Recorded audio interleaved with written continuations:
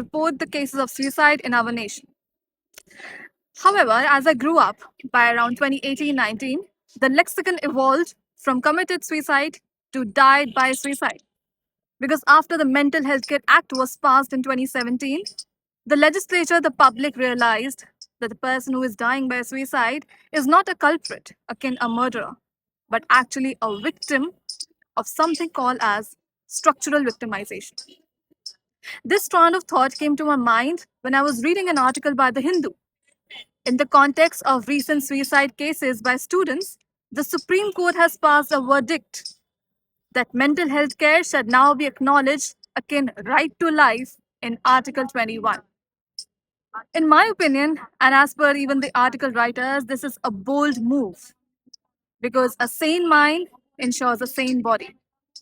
And structural victimization was highlighted in the article because even if you look around, it is not simply the responsibility of hospitals and mental health clinics to ensure that mental sanity is in place. It is often the societal factors, the cultural norms, the societal structures, and the institutions which make a person die by suicide. For instance, the students are under immense pressure. The exam stress, parents' expectations, peer expectations, and so many factors contribute to rising stress. But often students do not find that listening here, that shoulder on which they can trust. So this move, before it becomes enshrined as again in the constitution, written as a kind of law in the constitution, I think even if Supreme Court is interpreting mental health as a right to life, it is a bold move.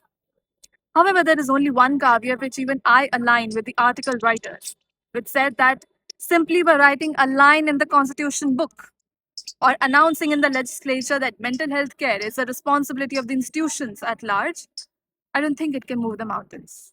Of course, it can scratch the surface, but to penetrate deeper, we need to act.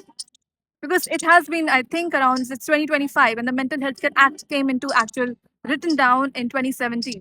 Since then, we have come a long way, but there is a long way to go. And to ensure that long way, we need to sensitize the teachers, ensure the correct training is going into the institutions, because designing safe, secure, and sane institutions is a responsibility that you and I share together. I think that it is a prerogative that we start realizing and ensure that law becomes an act and a movement by taking responsibility of the same.